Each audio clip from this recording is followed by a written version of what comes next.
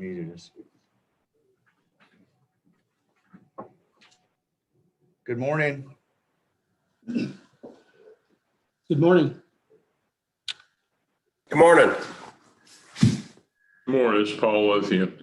Larry Walter is across the street making a presentation on the balanced budget for the budget hearings this morning, so I'm going to pitch it. I apologize on the front end for that, but we'll try to work our way through the agenda if that's acceptable to everybody.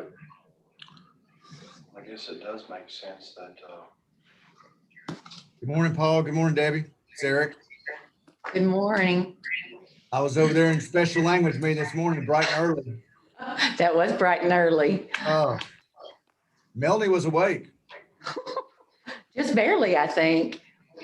Yeah, that didn't go as bad as it could have this morning, so all in all, not a bad deal. Grant, are you going to run the screens and stuff? Yes, sir. Okay. Was it 10 o'clock? It is 10 o'clock. Okay. Good morning, members of the State Board of Finance, guests, members of the press. I see that we have a quorum, and so I call this meeting to order of the State Board of Finance. The first order of business will be the adoption of the minutes of August the 11th meeting. If you would look at those, and if there's any changes, comments, or additions, deletions, please speak up.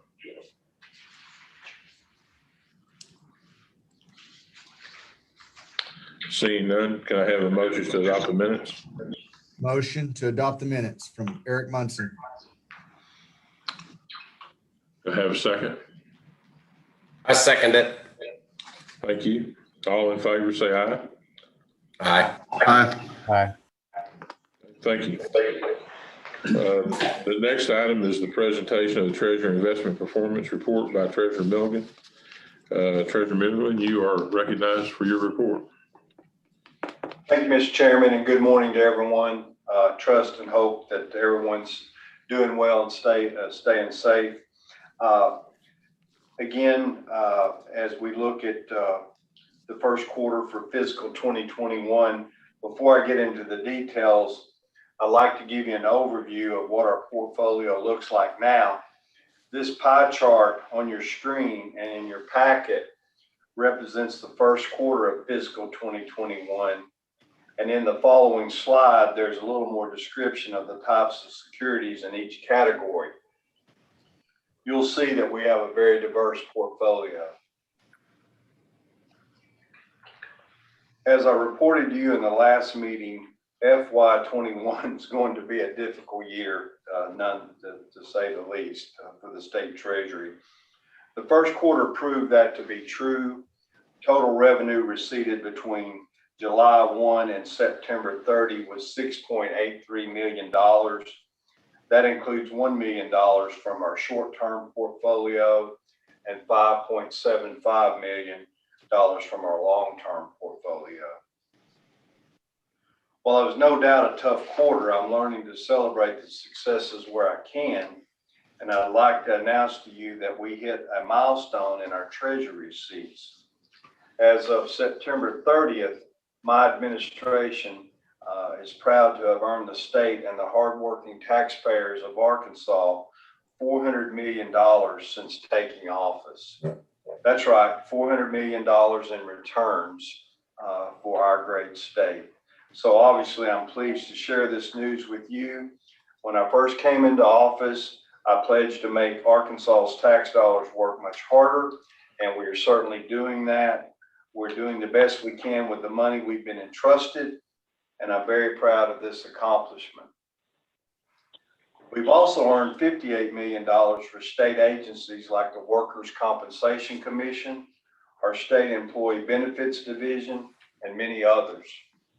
Additionally, back in November of 2019, I directed my investment department to begin a program I call Invest Arkansas. This program is where our state treasury buys the municipal bonds of state universities, school districts, cities, and counties. I'm proud to announce that 1 year later, Invest Arkansas has secured more than $50 million in Arkansas bonds, We're investing in Arkansas again and again, making Arkansas's tax dollars work smarter. Like many families in our state, we're taking the opportunity to refinance their home mortgages. Entities within Arkansas are using this opportunity to refinance their public debt to get better rates and reduce their payments. Through Invest Arkansas, we're keeping money in Arkansas and earning better yields at a time when interest rates are at 0%. Finally, to continue the improved internal checks and balances within my office, I've hired an investment accountant to act similar to an internal auditor within our investment department. When you're the keeper of $4 to $5 billion of taxpayer money, any safeguards that we can establish that will add an extra set of eyes on that money is critical. And I'd like to take a moment here to welcome Stephen Kilgore, who is our Director of Investment Accounting. And with that, Stephen, if you'd like to say hello to our board, please feel free. I'm glad to see all you all and glad to be here with the Treasurer's Office. And I've had many years at the Insurance Department and glad to be over here. It's a great environment as well. Stephen, thank you very much. And again, we look for his continued service to the state of Arkansas. I can't say enough about how much he was recommended, came very, very highly recommended. And certainly his actions have proven louder than words. Since the appearance of COVID in March, the markets have been volatile at best. Interest rates have been at zero and could stay there for years to come. I realize you're all aware of how the market works, but for those who may be viewing this meeting online, I wanted to give a brief explanation of what we're dealing with here in the Treasury. I've received several questions from people about why it seems the Treasury's portfolio is not rebounding as quickly as the stock market. For example, someone with 401k plans appear to be, and the answer is quite simple. Most 401k plans are made up of both stocks and bonds. And as you know, the younger someone is, typically the higher percentage they have of higher risk investment types like equities or commodities.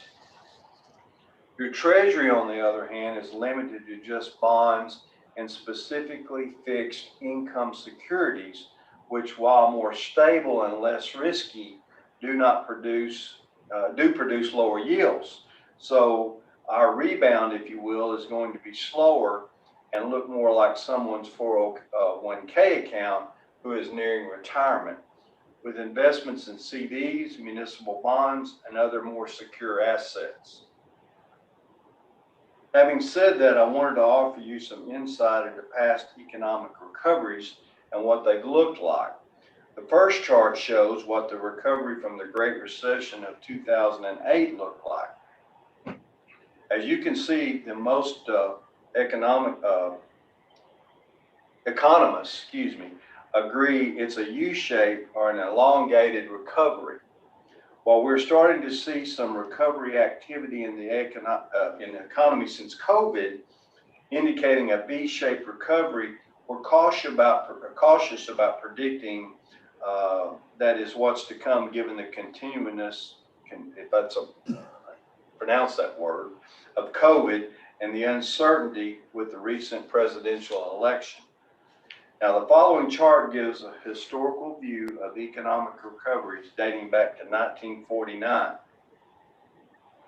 I'm pointing this out because I want to be very transparent with you, not only about the state of the economy, but also what we're doing to address these challenges. So, what is your state treasury doing to ensure we get the most return on our investments as possible? I've said it before, we're actively managing the investment portfolio. We're evaluating the fixed income market daily, taking advantage of any kind and every opportunity we find to reduce maturity duration, increase interest income on our holdings, and put money back into the coffers of the state.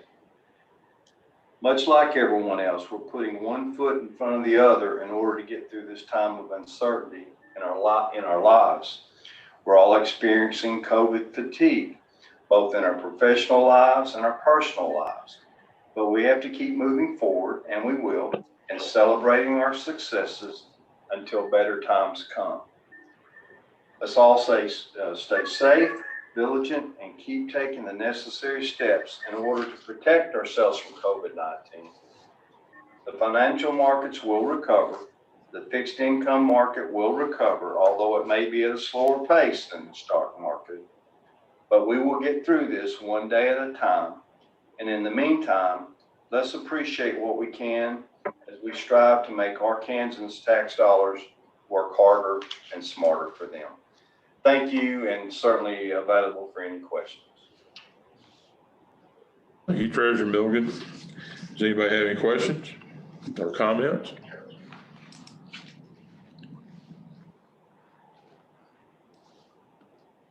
Okay, seeing none, I need a motion to accept the report. Motion. Second, please. Second. Thank you. All in favor? Aye. Our next order of business is the quarterly motions that we make each quarter to address business process issues that were enacted back in Act 1088. So these motions were also distributed out to you in email. As chairman of the State Board of Finance, I make a motion to the board that no funds are available for deposit into the State Board of Finance Certificate of Deposit Program. Do I have a second? Second. Thank you. All in favor say aye. Aye. Any opposed? Thank you. As the second, next motion, as the chairman of the State Board of Finance, I make a motion. The board direct the Treasurer of State to purchase warrants from the succeeding quarter, January 1st, 2021 through March 31st, 2021, pursuant to Act 1088 of 2013, and to keep reasonable amounts in demand deposit accounts and money markets during the next quarter for the transaction of day-to-day business activities for the state. I need a second to a motion. Second. Thank you. All in favor say aye. Aye. Any opposed? Okay, thank you. The next item of business is an update from the ULR investment team. They've been working with us, I guess, for a little over a year now on various projects. I'd like to recognize Dr. Andy Taylor, Dr. Andy Terry, and Dr. Levibacher. Good morning, Paul and Treasurer Milligan and State Board of Finance. Thank you for having us again. What I'm going to do, if possible, is share my screen.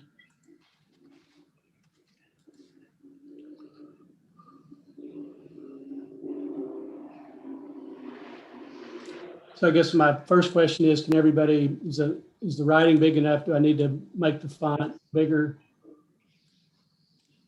We can't see your screen, or I can't. There we go. Okay. Is that big enough? I can make it a little bit bigger. Looks good.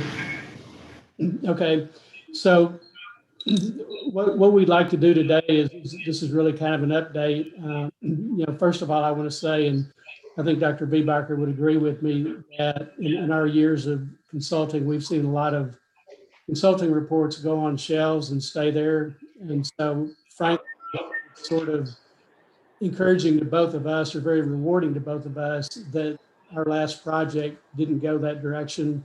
In fact, the Treasury took it to heart and are doing everything they can to implement the recommendations. Sort of the downside to that is we're going to be really careful about what we recommend going forward, because we may get asked to help do it. So, but at any rate, so what I've tried to do here, that report, which all of you received and looked through, had several recommendations. And rather than list all of those, what I tried to do is from a 30,000 sort of give the big picture of what, the major areas that those recommendations aimed at, and then where the project that we're involved in that Paul just mentioned, what that project's attempting to complete, and then finally, what the status of this is. So in no particular order, one set of recommendations pertain to portfolio management. And the Treasury has actually already, for the most part, completed our recommendations. So for example, we recommended that they create an investment committee, which they've done, and that committee meets routinely. We had recommendations concerning staffing, and that staffing involved two areas. One was the accounting segregation. So hiring Stephen Kilgore is, from my viewpoint, is a great hire. I've known Stephen for a while. He taught at UALR for us, and great guy. So y'all really did a good job in my viewpoint with that hire. The investment expertise at the time we wrote the report was we felt that you were understaffed, and you had mostly, I think, satisfied, except with the passing of Martin, which I think set you back a little bit. So I think you're probably in the process of bringing that to where you want it to be. Software analysis, understanding is you've accomplished that. One of the things I think that's still in process, we've recommended an investment manual. And I know Martin was heavily involved in that process because he and I had several conversations. And so, we don't know at what stage that particular recommendation is. We also had recommended a compliance position, with the relevant duties. And we know Autumn was promoted or moved into that position. And we say mostly complete because we know that she was either has or is undergoing training to help, I think, feel more comfortable in that role. So that's the portfolio management piece. The pieces that relate to the project that we're involved in, it involved three things. And this ties back to what Treasurer Milligan was discussing, and that is that, when you can only invest in fixed income securities, the only way to earn higher rates of return, at least with an upward sloping yield curve, which is the norm, is to either lengthen your maturities or be willing to take more credit risk. I mean, those are really your two options. I mean, you can also take sort of optionality risk with mortgage backs, but ignoring that, you've got to lengthen maturities or take more credit risk. And so what we recommended is that the Treasury create a set of target or strategic asset allocations. And we recommended a bucket approach, and we recommended 3 buckets. And so very simply, a liquidity bucket, long-term bucket, and then the bucket that's in the middle, which is a buffer, okay?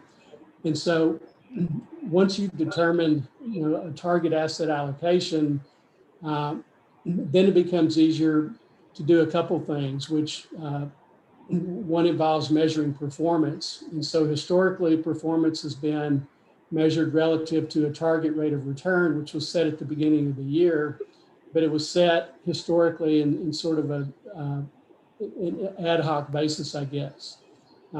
With target buckets, you can actually create a target rate of return that is sort of based in, I think a more reasonable or logical expectation. So the first thing that we had to do, or the first part of our report, is analyzing cash flows and liability balances of the Treasury to try to figure out how much can they invest long-term. And we received lots of help from Debbie Rogers and DFA in providing accounting information, and have waded way over our heads into that information. But at any rate, our approach was to look at the liabilities kind of like a bank does deposits, and try to figure out, what fraction of these deposits are what a bank would call core deposits. And so we use the term persistent or core to describe the liabilities that tend to stick around, because that's the money that Treasury could, in theory, invest longer term. Liabilities that we see coming and going, within the span of a fiscal year, or maybe within the span of, a few quarters, we treat it as temporary or not core deposits. And so that was the process for trying to figure out what's long term. Then we looked at the liquidity piece, and Treasury already has a really good cash model. I mean, they have a good handle on what happens in a very short term situation. So our approach there was to say, what's the maximum liquidity that Treasury needs to handle its very short term obligations without having to liquidate something prior to maturity. And so once we determine liquidity, which, and you can see on the screen, we have percentages here. So these are our initial recommendations. These are all subject to discussion with the investment team, because we certainly want their feedback. At any rate, liquidity recommendations, 11%, our long-term was 60, and that leaves a buffer of 29. And so then the next issue becomes, all right, we have these three buckets. What's an appropriate benchmark? What should these buckets invest in? And given what they invest in, what's an appropriate benchmark? So just as a real simple example, the liquidity bucket, you could liken that to maybe a portfolio that consisted of bank deposits and a money market account. I mean, just to make this really simple. And in fact, I should say our approach in this performance evaluation and these benchmarks is simple is better than complicated, because you can create some really complicated benchmarks, and you can do some really complicated performance analysis and attribution measurement. But we aren't convinced that that's going to help Treasury get where it wants to be. I mean, they want a better way to measure performance. They want a better way to lengthen maturities. But we think it also should be simple and understandable to most people. So once you've outlined these three buckets, then, as I said, the next step is to say what benchmark makes the most sense.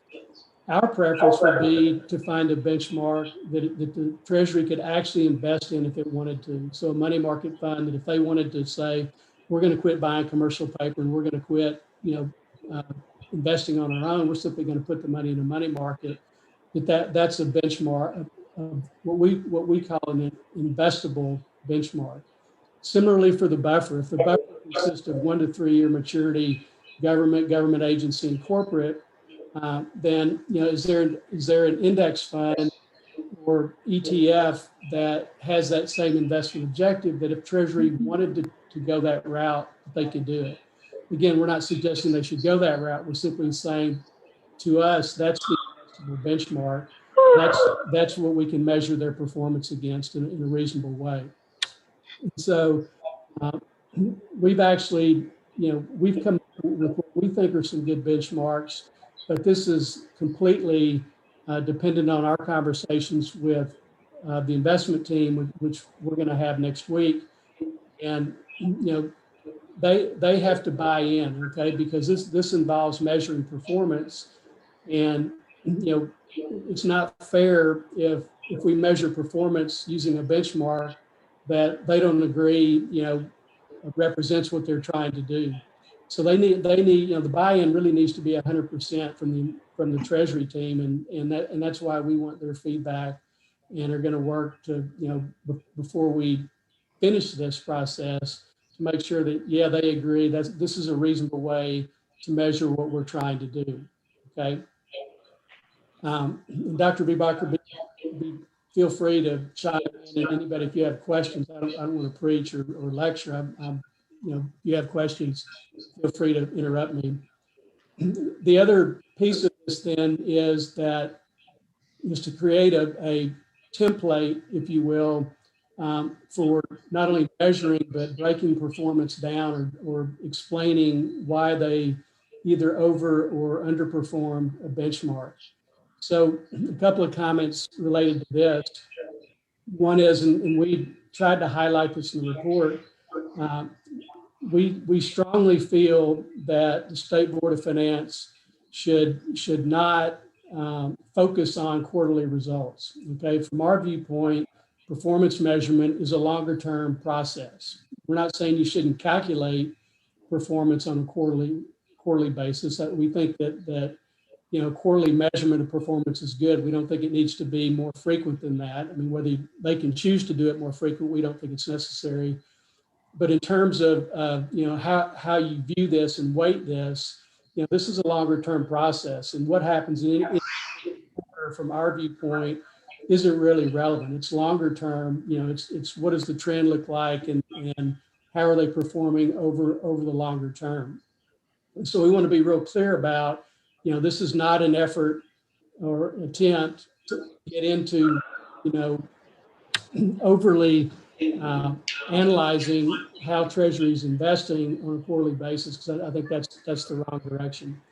But what our template does do is it allows, once Treasury or once the investment team agrees, yeah, this is a fair benchmark, and we agree with this strategic asset allocation, it lets us then say, okay, if they outperform the market, why did they do it? Well, they outperformed because they invested longer term than the target, and longer term rates were higher.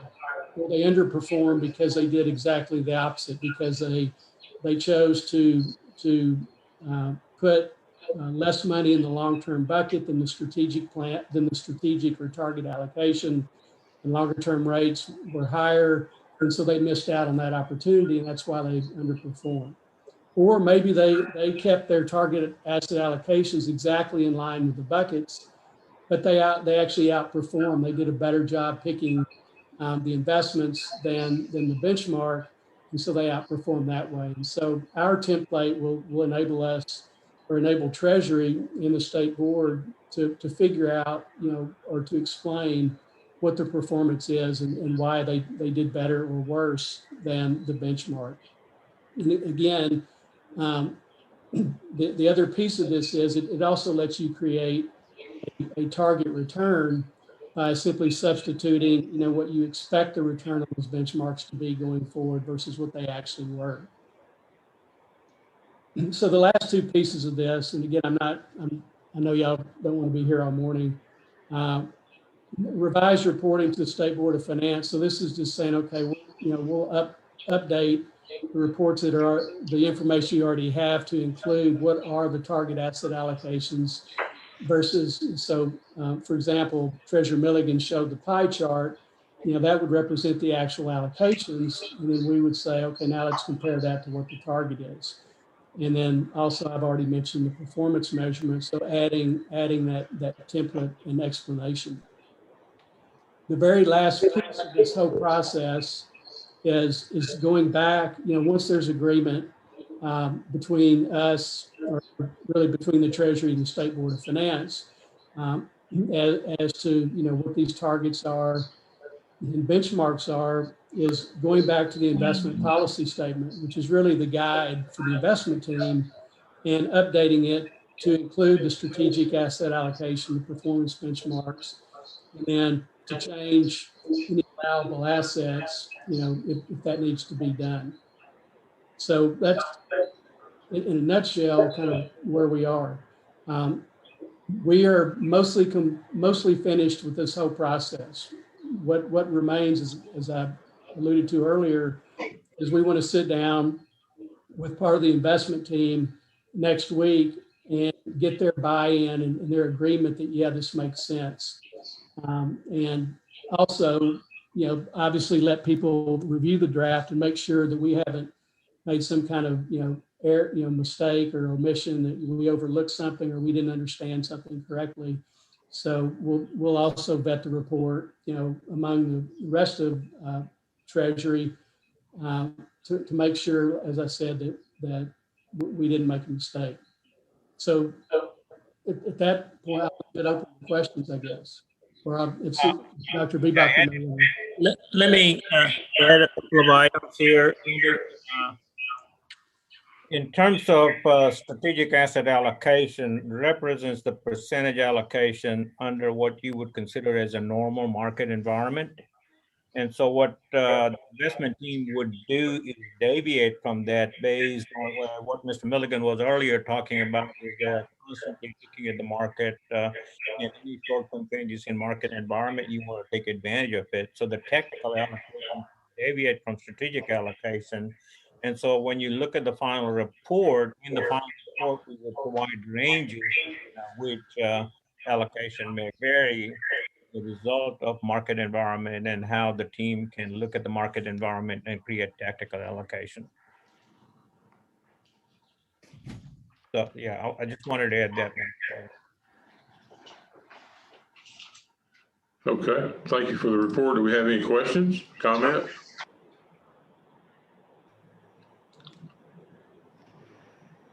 You are just like an early morning finance class.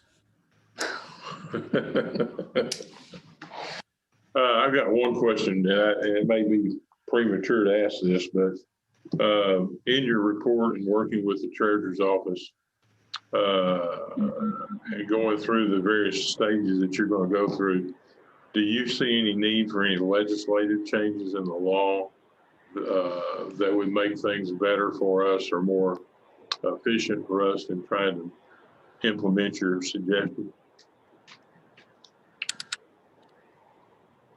So I don't know if that's to me or Dr. So I'm not an attorney, so I'm very hesitant to start talking about what has to be legislated. The only thing that comes to mind, Paul, I do vaguely remember that I think there were some issues with being able to do repurchase agreements. I think, you know, that's an investment opportunity that I think Treasury is precluded from doing right now because of some legal issue so that's the only area that I'm aware of, at least at this point, but I'm not saying there aren't others. That's what I'm aware of. Okay. Well, and I would say, Paul, is that the repurchase agreement are a significant source of investment, particularly for shorter term. And so by not having that available, we're significantly reducing our investment opportunities. And I'm assuming the risk there is not any greater than risk we're taking with other investments. Correct. Okay. All right. Well, I'll get back to you. We get an opportunity every 2 years to look at what the law says and then what our regulations and availability of investing are.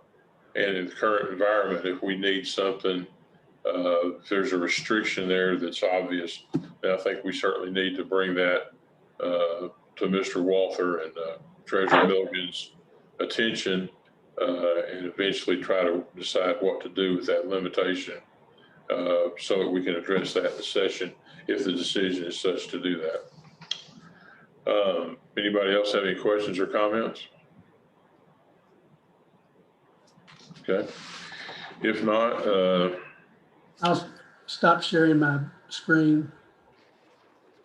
I can figure out how. There we go. with that, I request that we have a motion to accept the report.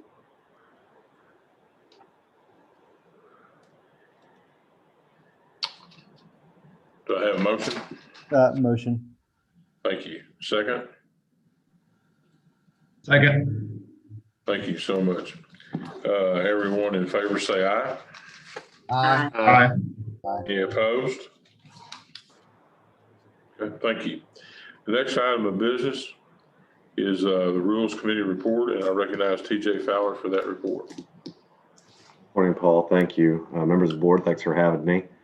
Hope everyone is doing well in these strange times. As y'all probably remember, we have 2 outstanding rule changes. The first rule change was the one that y'all proposed and voted to accept in the December 2019 meeting. That rule change primarily made changes to the security and broker selections, and it was in response to some legislation that had passed in the previous session. That rule change is going to subcommittee next week on the 16th. Assuming it passes the Rules and Regs Subcommittee, it would go to the full ALC shortly thereafter. And I would presume that it would be officially promulgated within the next 30 days or so. That rule took a little bit longer due to some delays that were outside of our control or DFNA's control due to COVID in those early months of the coronavirus. The second rule change was the one that y'all voted for in the August meeting. That change primarily altered the permissible corporate debt ratings. We've sent all that documentation in, the APA process has begun, but we're still in the early phases of that. And I'll report back. I should know better where it is at the next meeting. Does anyone have any questions on that? Thanks, Paul. Thank you for your report. The next report is from the Chief Compliance Officer, Alden Sansom. You're recognized to give your report.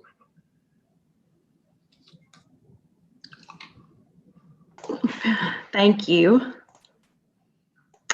Over the last quarter, I've continued to have conversations with employees in the office and their roles. As I mentioned in the past, the implementation of Clearwater plus the different schedules due to COVID has really slowed progress. I hope that in the coming months, we can work together to complete some of the division's roles for the operations manual. I will mention that, and I know that, well, I will mention the Treasury wants to continue to work on Martin's vision for the office, which will provide additional firewalls and efficiency.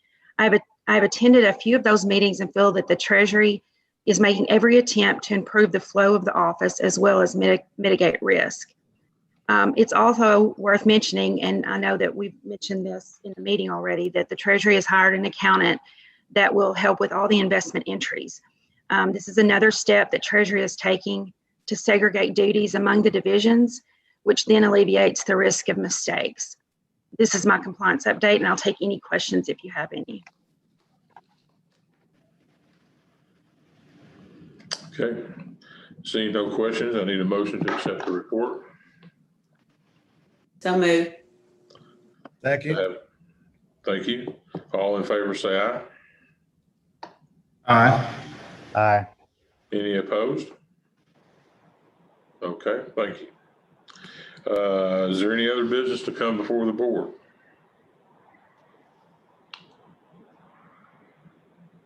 Okay, seeing none, I'll note that the next meeting will be February the 9th, 2021. I assume at 10 o'clock that morning. With that, I need a motion to adjourn. So moved. Second. Thank you.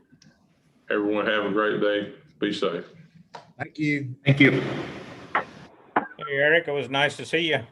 Hey, Dr. Viehbacher, yes. Been a long time. Bet we need to get together. It's COVID. Let's reach out to me, or I'll reach out to you. Let's try to visit. All right. So, Thank you. take care.